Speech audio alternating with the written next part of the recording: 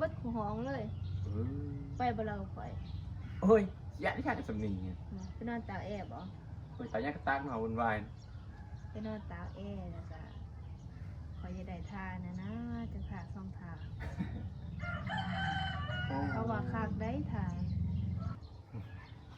ขอจะได้ทางมานี่ยิงเขาว่ามันขาด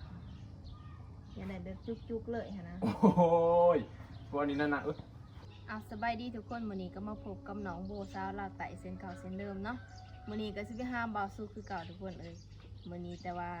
สิส่วนเพิ่นไปหาผู้สาวเนาะผู้สาวมาแต่ฟังไทยบ่เลยทุกคนเอ้ยหมู่คอยเนาะบ่ได้เพาะกันดนแล้วก็เพิ่นก็เป็นยูทูบเบอร์กันเลยทุกคนเอ้ยแต่เพิ่นว่ามีโอกาสยังมาเล่นกับบ่าวสุเพิ่นว่ายังมาถามไทยเพิ่นว่าเด้เพิ่นก็เบิ่งคลิปบ่าวสุมาหลายแหละเนาะพอดีเพิ่นลงมาแต่ไทยพอดีเพิ่นก็เลยว่ามีโอกาสสิมาเล่นเขาก็เลยสิไปถามบ่าวสุก่อนว่าผู้สาวสิมาเล่นน้ำเพิ่นสิให้มาบ่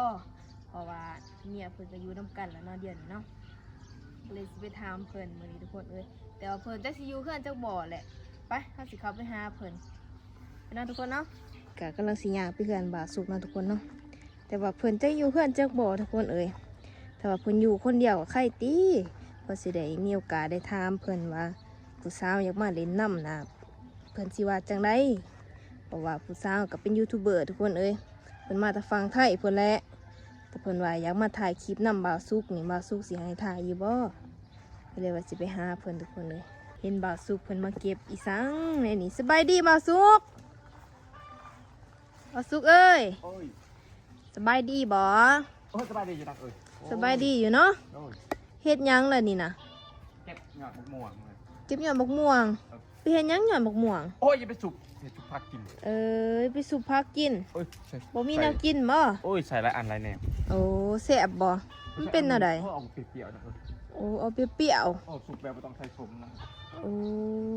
บ่เคยกินจักเทื่อได้นี่กับปล่อยกุ้งกับลาปากแซ่บไปทางผักกันเบิ่งหาซิมเบิ่งนี่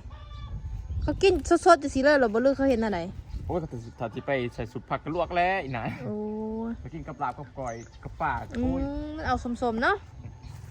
โอ้ยผักบ่ได้ไปไสบ่มื้อนี้โอ้บ่ได้ไปดอกบ่ได้ไปทางใดมาถ่ายคลิปมันน่ะมันถ่ายคลิปแล้วก็สิมาเว้าน้ำเจ้าเลยโอ้ยถ่ายอยู่นั่นแล้วเขาโฮมติบ่ให้ถ่ายอยู่นี่แหละไปเอาไว้นี่ก่อนโอ้ทุกคนเอ้ยเบิ่งพวกกกมากระทันเราก็หลบลงใส่น้องป้าทุกคนเอ้ยผักเกษตรเราได้น่ะนะบาสุกเอ้ยอยากกินผักเกษตรนี่นะลงให้แน่ตี้นี่ทุกคนเอ้ยเบิ่งผักเกษตรเราคือบ่ปะมันก็มันกระทันเจ้านี่โอ้ยปลามันอยู่โอ้ปลาให้ปลามันอยู่ถ้าจะได้หนังเหมือนนี้มาเล่นน้ำเจ้าที่มาทำมาไถ่เจ้าเลยนี่แหละวันนี้มาหา2-3 มื้อละโดยพาขอยไปอยู่ไซล่ะโอ้ยใครไปอยู่แล้วบ่ได้เอาฟื้นเขาเต้าบ่เดี๋ยวนี้บ่โอ้ยถ้าไปตัดพูดทุกคนเลยถ้าเราไปตัด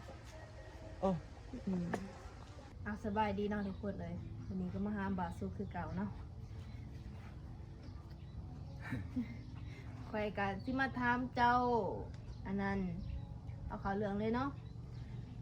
มีผู้สาวเขาอยากมาถ่ายคลิปน้ำเจ้าโอ้ให้มาบ่ถ่ายคลิปก็ได้มาถ่ายนั่นได้นะคนอยากมาเล่นมาหาแล้วก็อยากมาถ่ายคลิปน้ำเจ้าเลยแบบว่าเพื่อนหันได้เห็นคลิปเจ้าแล้วเพื่อนมาเป็นFCเจ้าแน่โอ้สาวมาทางไหนสาวมาแต่ฝั่งไทยพวกเรากำลังสิมาเราเป็นหมู่คอยนี่แหละเราก็เลยแบบว่าถักมาถามคอยว่าไปถามบ่าวสุกให้แน่ว่าถ้าว่าเพิ่นอยากมาเล่นน้ำเจ้านี่สิให้มาบ่โอ้เปรตผู้สาวครับเมียเขาจะมาแล้วเมียเขาบ่มักมันบ่แม่นดอกผู้สาวนี่เมียเจ้าสิบ่ว่าบ่ล่ะโอ้ยเป็นได้อีกไปบอกไปว่าอย่างเด็กดอกมาเล่นได้เนาะเห็นว่าเมียจะว่าเนาะเพิ่นก็เป็นยูทูบเบอร์ท่านหนึ่งแหละผมตัดคลิปเอาเงินนะเหรอฮะมาตัดคลิปเอาเงินนะเหรอถ่ายคลิปเอาเงินแล้วก็ได้ล่ะโอ้ย10%ไปเลยเหรอ ป้าต้องเสื้อแพงแท้เก็บละแสนแค่นางเว่าอีซื่อ โอ้ยอยากทายก็แล้วเนาะผมไป ๆหัว เจี๊ยบ คนดังเลยเว้าคาโต้แล้วบ่นี่ เอ้ย ทุกคนเลย จะเอาจะยั่งแล้ว บาซุกเพิ่นดัง เขาบ่ได้เงินเขาบ่ได้ เว้าคาโต้เอาเหรอได้นี่เอาคลิปละแสนแล้วเนาะ 10%นั่นแหละ จากเป็นเดือนในบ่บ่ เดือนหนึ่ง3 ล้าน เอ้ยไปดูมันไว้นะคลิปน้ำ เดื เฮา อนหนึง3 ล้านโห แต่คลิปได้เงินเฮาบ่ได้เงินเอาคาโต้เลยของมันไว้ สิบอกเพิ่นมาแต่ไทยเพิ่นสิมีเงินดอกเพิ่นสิให้อยู่ดอกเนาะ คือแล้วจัง เพิ่นสิมาจักมื้อใดยังบ่ทันฮู้แต่ว่าเจ้าเพิ่นก็สิบอกเจ้าไว้หั่นนะอืมแต่ว่ามาได้น้องของผู้ชายเนาะ โอ้ยผู้สาวมา8 คนก็สิเป็นได้ ถ้าผู้บ่าวได้ซะผู้ชายได้ซะ โอ้ยพี่บ่ายมา แหมเพิ่นก็มาถ่ายคลิปนำเจ้าก็มาจ้างเงินจ้างค่ำเจ้าคือกันนี่เด้ล่ะ โอ้ย เอาบ่ล่ะฮะเอาเอ้ยเนาะหาเอาแต่ผู้สาวทุกคนเลยแต่ผู้สาวนี่งามได้ โอ้ยงามแล้วเบิ่งบ่งามก็ว่าบ่งามแล้วบ่ทันได้เห็นว่างามไม่ได้ เจ้าบ่มักเด้ซะถ้าว่าเจ้าเป็นมักเล่าบ่มักข่อยจังได๋ แต่เจ้าเนาะเจ้าบ่งามมันก็บ่มักว่าแต่ตัวเองดีอยังก็ สิเว้าดีๆได้ เพราะว่าแต่เพื่อกว่าจะตัวเองดีแต่ตัวเองดีบ่มักก็บ่เป็นไรของตัวเองมันบ่ดีมันจะบ่เอาโอ้ อยู่กินคาติ อันนั้นน้ำบาลูกมึงผิวแตกอีไหน โอ้ยมาเทียบเบิ่งผิวข่อยกับผิวเจ้าหั่นบ่ได้ผิวข่อยบ่ได้แตกเด้อเบิ่งของเพิ่นเฮ็ดเป็นลายๆอยู่ โอ้ยยังบ่ได้ใส่แนวทับผิว เนี่ยก็นั่นเลยเพิ่นน่ะมาบอกกับข่อยว่าผิวบ่ได้แตกเด้อเด้อ เบิ่งหน้าโอ้ยตากระแปงหน้ากับหน้า เฮาอ่ะก็ข่อย เพิ่นจะได้ปวดไทยโอ้ยไทยสิเอาเจ้าโอ้ยนั่น ก็มีหั้นแหล้วคน ที่จะได้ปวดท็อปปวดไทยปุ๊บว่าไทยก็คนงาม เอาเจ้าก็ได้ โอ้ยังมาไกลอันหนึ่ง เนาะ ที่ไหน เฮ็ดจังซั่นติล่ะนายเมียจะมาเห็นแต่ว่าเป็นกอค่อยๆเฮ็ดนั่นข่อยบ่ได้กอดโลออกจังซี่นะ ที่ไหนนี่มึงนะโอ้ยจับ เอาจับเอา วุ่นวายกันเด็ก เอ้ ดอก ยจังได๋ FC ไปบอกเมียเจ้าเฮ็ดจังได๋ มาเอาแอร์เอาแอร์นะเดี๋ยวนี้ บ่ คนมักคนเอาแอร์นั่น เอา แบบไม่ใช่เอาลิงเอาจริงเอาจังพานชานลิงนะมึงปนว่าโอ้ยบักแต่คนใหญ่ ไหนก็มาของใหญ่ๆแล้วเนาะของเจ้าบ่น้อยของเจ้าบ่น้อยว่ะของเจ้านี่น้อยน่ะ ๆใหญ่เลยเป็นใด จับเด้อไปแฮงทุกคนบอกสับง่าย จับในหนึ่งก็สับนั่นแหละ โอ้ยเอาแอร์นั่นน่ะบีบเพื่อนใน ดีๆบ่อยากให้เฮ็ดนะอยู่นี่เฮ็ดหยังหะเฮ็ดอีสังหะ ไอ้นายนี่มึงจับรีเป็นชันจับ เขาบอกว่าอยู่นี่ค่ะบ่อยากให้จับ แต่ว่าบนใหม่เห็นจับได้ตามสบายโลดไปบ่ ไปนะ ไปบ่ ไปแล้ว เสือดึงแก่ข่อยโอ๊ย ผาดเดินเอ้ยเอาแอร์ จะอยากกินบ่ตำ มอนนะ สิพาไปกินเราไปกินข้าวผัดกับเจ้า ข้าวผัดตัวเจ้ามากหันกินบ่ โอ้ยชื่ออยากชื่อมามึงกินแล้วอยาก ไปกินอยู่เนาะ2 คนเฮา มากินกันสากินกับเป็นใช้ยังแผลแซ่บโถ โอ้ยกินหยังกับเมียเจ้าเข้าหลังจากที่เฮาไปกินข้าวผัดแล้วเฮาก็ไปกินอย่างอื่นต่อ อีนายนี่นายจะเอาแอร์นานๆอีนายนี่ ไปบ่ไปก็ไป โอ้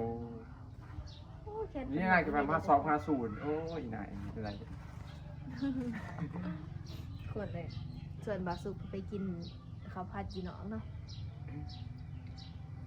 มันสิไปก็ไปพวกเมียเจ้าบ่อยู่กัน2 ต่อ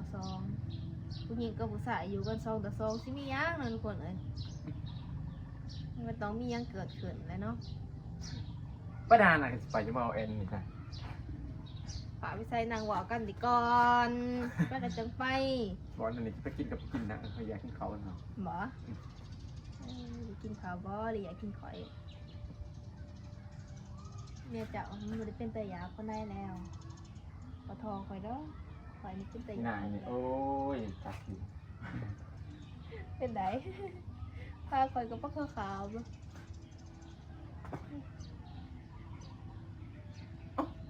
แล้วก็อันโอ้ยแหละแต่ก็จะเปิดมือเบิก โอ้ยจะสวะจะสั่นสิล่ะ เปิดปากกับข้าวจังว่าใครดอกอันนี้โอ้ยแหละอยู่ปนัดใส่นั่นอันนี้โอ้ทำงาม เฮ็ดไหน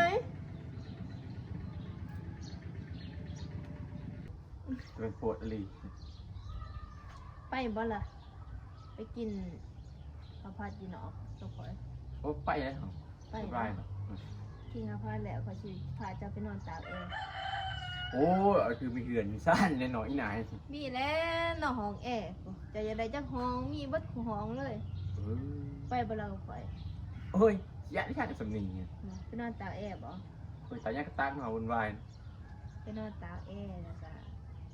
ขอยจะได้ทานนะจะขาดซ่องทางเพราะว่าขาดได้ทางขอยก็บ่เคยดอกแต่ก็อยากลองกับเจ้าแต่บ่เจ้าเคยลองบ่ โอ้ยอีนายอันนี้บอกเป็นทิศแสดงทางนำทางไปไอ้สิบุคคล บ่เคยไปจัดในข่อยนี่เด้อเขาว่าขาดแม่นบ่คือเขาว่าหั่นนะขอยจะได้ทำนี่ยิงเขาว่ามันขาดอย่าได้แบบจุกๆเลยหั่นนะ โอ้ยพวกนี้นั่นนะเออ ฮะ โอ้เอาแสดงว่าเป็นตาสแตกอุ้มกันมันเลยไปบ่ได้หนัก ฮะ เฮ้ยไปไป ไปบ่ห่วยไปกับไปอย่างได้เนาะทุกคน โอ้ยมามี ฮะ เข้าไปเลย น้ำมันรถก็มีบ่ ไปขอเอาแอร์นะไปนะเข้าบนตัว เออ ตัวเต็มหมดตัวนี่แล้วก็คิดปวดตัวโอ้ยไปนะไปนะ ไปสไปน่าทุกคนเลย ไปกับบ่าวสุกก่อนบ้านนี่สิพาบ่าวสุกผมไปกินข้าวผัดเขาจะสิกินข้าวผัดแล้วก็ไปนอนตากของแอร์เนาะ ผ่านบอกคือเนาะปิดกองไปโอ้ กาลีหันแหละไป ปิดนะไปยังไงถ่ายคลิป เอานะทุกคนเลยก็สิขออนุญาตปิดกล่องก่อนบ้านนี่